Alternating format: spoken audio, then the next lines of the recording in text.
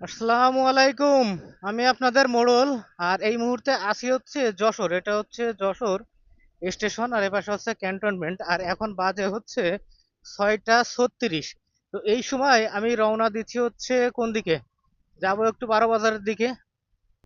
আর 12 বাজারের দিকে যাওয়ার কারণ হচ্ছে বাইকটাকে সেল করে দেব। বাইকটাকে সেল করে দেব যে কারণে একজনকে, মানে এক যে নেবে তার সাথে একটু দেখা করতে যাইতে হবে। মানে সে বাইকটা একটু রাইড করে বা একটু দেখে শুনে নিতে যাচ্ছে। যাই হোক, যেটা বলছিলাম যে এখন এই সন্ধ্যাবেলা, সন্ধ্যায় বলা যায়, বিকাল তো না, এখন সন্ধ্যার আগ মুহূর্ত। দারুণ একটা পরিবেশ। তো এরকম একটা পরিবেশে এখন এই সন্ধ্যাবেলা কেন 12 বাজার যাচ্ছি, তার কারণ হচ্ছে যে যাকে বাইকটা দেবো বা যে বাইকটা নিতে যাচ্ছে, জানি না সে নেবে কিনা, জাস্ট তাকে একটু দেখাইতে হবে যে বাইকটা কেমন। আচ্ছা, যাই হোক, এখন কোন জায়গায় আসছি, চুড়ামনকাঠির কাছাকাছি। আর এখনই মোটামুটি সন্ধ্যা সন্ধ্যা ভাব হয়ে গেছে। তো আসার সময় কখন ফিরবো জানি না, আর কখন আসতে পারবো, কিন্তু আসার সময় একটু আজকে ভিডিও নেওয়ার চেষ্টা করব, কারণ সব কথা এখনই হয়তো আপনাদের সাথে বলে আমি শেষ করতে পারবো না। বলে শেষ করতে পারবো না বলতে, যে ওখানে যাওয়ার পরে যে কি হয় না হয় সেই জিনিসটা আপনাদের সাথে একটু শেয়ার করতে যাচ্ছি। আচ্ছা, তার আগে বাইকটা কেন বিক্রি করব এ বিষয়ে আপনাদের একটু ধারণা দেওয়ার চেষ্টা করি। বাইকটা আমার অনেক মহব্বতের, আমার জীবনের ফার্স্ট বাইক হচ্ছে এটা। কিন্তু কেন বিক্রি করব তারপরেও, না কোনো প্রবলেম নাই বাইকে, কিন্তু তারপরেও কেন বিক্রি করব, আচ্ছা চলেন বাজারটাকে পার হই, তারপরে আপনাদের সাথে বলতেছি। আরে সামনে কোয়ালিটি আইসক্রিমের গাড়ি, গাড়ির ভিতরে তো ঢুকে গেলে ভালো হতো। ছোটবেলায় এরকম একটা চিন্তা ভাবনা থাকতো যে যদি আইসক্রিমের গাড়ির ভিতরে আমার বসায় রাখতো কেউ, সারাদিন আইসক্রিম খাইতে পারতাম। কিন্তু বড় হয়ে সেই শখগুলো আর মরে গেছে। তো যাই হোক, এখন আবার নতুন নতুন শখ তৈরি হয়েছে, নতুন নতুন প্রয়োজনীয়তা তৈরি হয়েছে। তখন তো শুধু শখই ছিল, আর এখন শখের সাথে প্রয়োজনীয়তাও তৈরি হয়েছে। সো ভালোই হয়েছে।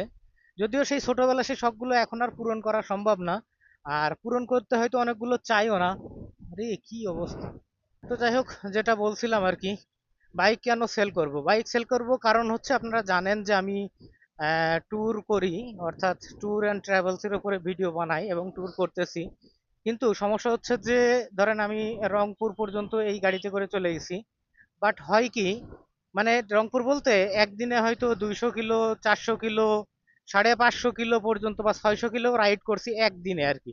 কিন্তু এই বাইকে, অর্থাৎ 110 সিসির এই বাইকে সারা দিনে, মানে একদিনে 600 কিলো রাইড করা, বোঝেনি তো কতটা টাফ হয়ে যায়। কিন্তু যেহেতু আমি খুলনা বিভাগের মানুষ, তো খুলনা বিভাগের ভিতরে যেসব ঐতিহ্যবাহী, ঐতিহাসিক বা দর্শনীয় স্থান আছে, বা এইরকম যেসব জায়গাগুলো আছে, সেই জায়গাগুলো মোটামুটি আমার সব ঘোরা শেষ। কিন্তু এখন যেখানে যাইতে হবে সেটা হচ্ছে আমার খুলনা বিভাগের বাইরে, আমাকে চিন্তা করতে হবে, বা সারা বাংলাদেশটাকে আমার চিন্তা করতে হবে। তো সেই চিন্তা ভাবনা থেকে মূলত আমার এই বাইকটা সেল করে দিব, এবং অন্ততপক্ষে এফজেডএস ভার্সন 2, অথবা দেখা যাচ্ছে তাও না হইলে সুজুকি মনোটন, এই টাইপের, অর্থাৎ দেখা যাচ্ছে পিছনের চাকাটা 140 আছে, তারপরে মনোশক সাসপেনশন আছে, মানে এই টাইপের যেসব বাইকগুলো আছে, সেই বাইকগুলো একটু মানে কেনার চেষ্টা করব বা চেষ্টা করতেছি, যাতে করে একটু বেটার এক্সপিরিয়েন্স আমি পেতে পারি, নিজেকে আরেকটু রিল্যাক্সেশন দেওয়া যায়। না হলে অত কষ্ট করে তো রাইড করা বা ট্রাভেল করাটা ঝামেলা, তাই না? বা সম্ভবও হয়তো হবে না। যদি আমি অসুস্থ হয়ে যাই, তাহলে দেখা যাচ্ছে আমার সবকিছুই বাদ দিতে হবে। তো সেই চিন্তা করে আমি বাইকটা সেল করে আর একটা নতুন বাইক নিতে যাচ্ছি, যেটা বললাম যে ওই বাইকগুলো নিতে যাচ্ছি। আর এই বাইকটা সেল না করলেও পারতাম, কিন্তু আসলে টাকাটা বসায় রেখে তো কোনো লাভ নেই, তাই না? আমি প্রথমে এটাও চিন্তা ভাবনা করছিলাম যে আমার কাছাকাছি রাইড করার জন্য এই বাইকটা থাক, যখন লং রাইডে যাব তখন না হয় ওই বাইকগুলো ইউজ করব। ইভেন ভাবছিলাম যে আর একটু ভালো বাইক কেনা যায় কিনা, কিন্তু তারপরে দেখলাম যে না, কাছাকাছি এখন আর কি বা রাইড করব এখন। আমি যে কাজে আমি বাইরে যাব, তাতে দেখা যাচ্ছে আমার লং রাইডটাই বেশি হবে। হ্যাঁ, তো যে কারণে এই চিন্তা ভাবনা থেকে আমার এই বাইকটা সেল করে দিতে হবে। এখন দাম দর মোটামুটি হয়েছে, 85, 86, 87 পর্যন্তও হয়েছে, কিন্তু আসলে হয় কি, দেখা যাচ্ছে যে একজন একটা দাম বললো, পরে হয়তো সে আবার নিল না, আবার একজন দেখা যাচ্ছে দাম বললো, পরে আবার কমাই দিল। এরকম বিভিন্ন কারণ কিন্তু হয়। আবার যেমন এই যে কয়দিন আগে আমার হয়েছিল যে একটা পেড়ায় পড়ছিলাম, অবশ্য সেই পেড়াটা আমি পরে আপনাদের সাথে শেয়ার করব। কারণ হচ্ছে কি, যে ওই বিষয়টা সবারই জানা উচিত। আমি আমার এই গাড়ি নিয়ে একটা পেড়ায় পড়ছিলাম, সেটা হচ্ছে ভেজাল তেলের কারণে। কিন্তু আমাকে ভেজাল তেলের কারণে আরো অন্যান্য আনুষঙ্গিক অনেক পেড়া সহ্য করতে হয়েছে, অনেক জ্বালা সহ্য করতে হয়েছে। যে কারণে ওই ভিডিওটা আমি আপনাদের সাথে শেয়ার করব, যাতে আপনারাও সাবধান হইতে পারেন এবং আপনারাও একটা সঠিক জ্ঞান পান। তো সে কারণে এই ভিডিওতে আমি ওই বিষয়টা এক্সপ্লেন করছি না, ওটা পরবর্তী ভিডিওতে আমি আপনাদের সাথে এক্সপ্লেন করব বা আপনাদের একটু শেয়ার করার চেষ্টা করব আপনাদের সাথে। আর মূলত বাইকে যেসব জিনিস চেঞ্জ করার মতো আর কি, অর্থাৎ যেসব জিনিস নষ্ট হয়, ক্ষয়ে যায়, ঠিক আছে, আমরা প্রতিনিয়ত চেঞ্জ করি, সেসব জিনিসগুলো কিন্তু মোটামুটি আমি চেঞ্জ করে ফেলছি। এবং গাড়ির এখনো কাগজপত্র মেয়াদ আছে 1.5 বছর। তো যে বাইকটা নেবে মোটামুটি যদি চেন স্প্রোকেটটা হালকা সমস্যা হয় হইতেও পারে, আদারওয়াইজ আর কোনো সমস্যা তো হইতেই পারে, যে কোনো সময় বাইকে যে কোনো সমস্যা হইতেই পারে। বাট যেগুলো মোটামুটি আমরা চেঞ্জ করি আর কি, ব্যাটারি চেঞ্জ করছি, বল রেসার চেঞ্জ করছি, অর্থাৎ A to Z বাইকে যেগুলো চেঞ্জ করার দরকার সবগুলোই চেঞ্জ করছি। এখন যে বাইকটা কিনবে সে মোটামুটি 1.5 বছর কোনো কিছু চেঞ্জ না করে একেবারে নতুনের মতো চালাইতে পারবে। আচ্ছা, আরো একটা জিনিস সেটা হচ্ছে যে আপনার ক্লাস প্লেটটা নষ্ট হয় নাই। আসলে এটা যদি ক্লাস প্লেট গুলো চেঞ্জ করলেও করা যাইতো, কিন্তু পুরা যে আপনার বাটি সহ যেটা বলে, টোটালিটা আমার চেঞ্জ করার কোনো দরকার ছিল না, তারপরও আমি চেঞ্জ করছি, প্রায় 3,000 টাকা খরচ করে চেঞ্জ করছি। আর কেন চেঞ্জ করছি সেটা আমি ওই ভিডিওতে বলবো, এখন আপাতত বলছি না, জাস্ট এখানে বলছি যে আমি এগুলো চেঞ্জ করছি। সো এখন বাইক নতুনের মতো, স্পিডটাও নতুনের মতো, পিক আপটাও নতুনের মতো, অর্থাৎ থ্রোটলটাও নতুনের মতো নিচ্ছে, সবকিছু নতুনের মতোই ফিল পাওয়া যাচ্ছে। সো ব্রেক শু থেকে অন্যান্য যা কিছু আছে চেঞ্জ করার মতো সবই চেঞ্জ করা হয়েছে। যদি কোনো অ্যাক্সিডেন্ট না ঘটে তাহলে হয়তো অন্য কিছু চেঞ্জ করা লাগবে না। তো এই পরিবেশে তো আমার এই হোন্ডা লিভোটা আসলে কত দাম হইতে পারে আর কত দাম আসলে বিক্রি করব, এটা আমি হচ্ছে যে আপনাদের সাথে শেয়ার করব। আর আরেকটা বিষয় হচ্ছে যে আমি কোনো ব্যবসায়ীর কাছে সেল করতে যাচ্ছি না। কারণ হচ্ছে যে ব্যবসায়ীর কাছে সেল করলে সে দেখা যাচ্ছে যে একটু কম দাম দিয়ে বেশি দামে বেচার চিন্তা ভাবনা করবে।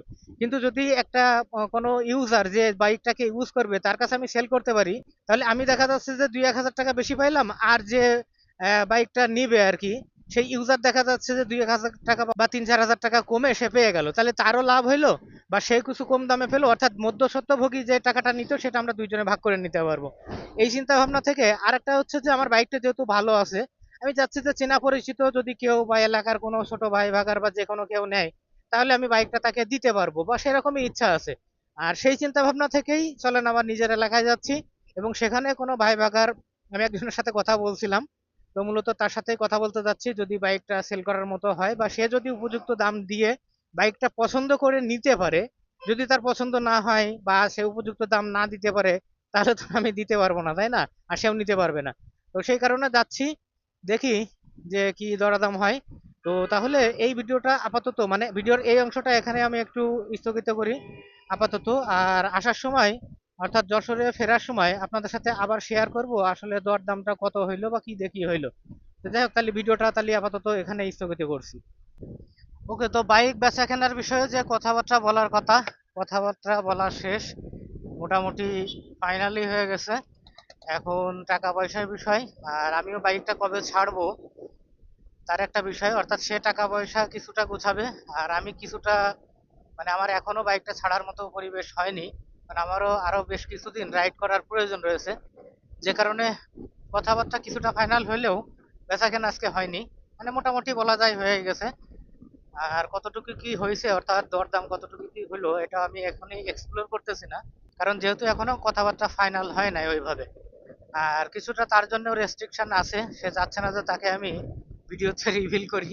আছে কিছু বিষয় থাকে না, যে সবাই কিন্তু ক্যামেরার সামনে কথা বলতে চায় না, বা ক্যামেরায় যে বিষয়টা শেয়ার করা হোক এটা চায় না।